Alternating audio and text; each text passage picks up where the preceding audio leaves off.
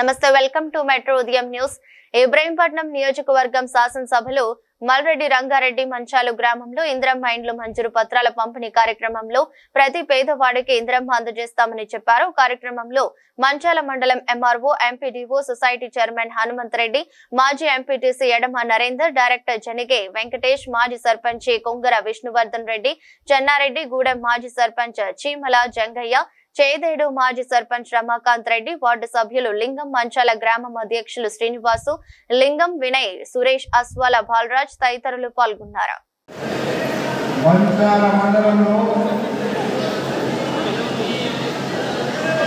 పేద ప్రజల కోసం కాంగ్రెస్ ప్రభుత్వం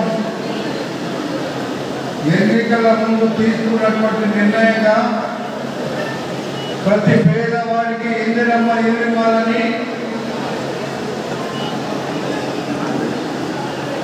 తీసుకున్నటువంటి కార్యక్రమంలో భాగంగా తమ్ముళ్ళు మీరు సపోర్ట్ చేయడానికి కొంతసేపు ఎవరైనా సపోర్ట్ చేస్తే పక్కకు పోయి మాట్లాడండి.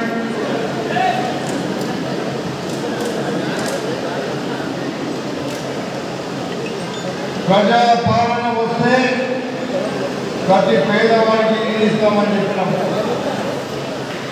ఇప్పటికే మహిళలకు ఆర్టీసీ బస్సులో ఉచితంగా బస్సు ప్రయాణం ఇచ్చినాం. 200 యూనిట్ల కరెంటును ఈరోజు మన ప్రభుత్వం ఉచితంగా ఇచ్చింది. 500 రూపాయలకు గ్యాస్ సిలిండర్ ఇచ్చేటువంటి కార్యక్రమాన్ని తీసుకున్నాం.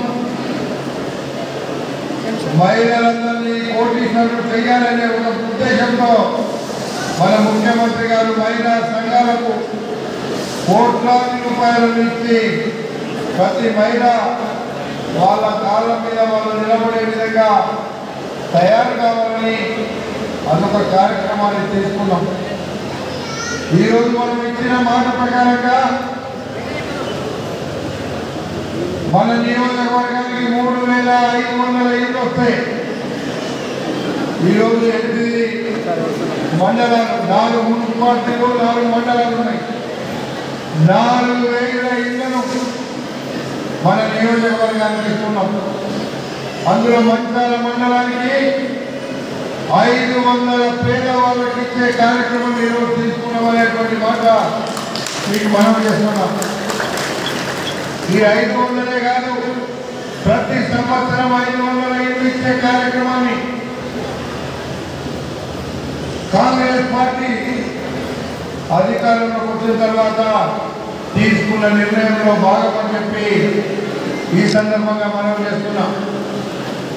మనం ఒక సంవత్సరం అయిపోయినా కూడా ఎందుకు రాలేదు లేకంటే మనం వచ్చే నాటికి 7 లక్షల కోట్ల రూపాయల అప్పులను గడిచిన 10 సంవత్సరాలు మనకు అప్పులు చేసి ఎందుకు లేపుతున్నాను ఆగండి కొద్దిసేపు. సెక్రటరీ ఎవరు కూర్చోబెట్టుకోవాలి, కూర్చో ఆడపల్లి ఇద్దరు కూర్చోవాలి. సెక్రటరీ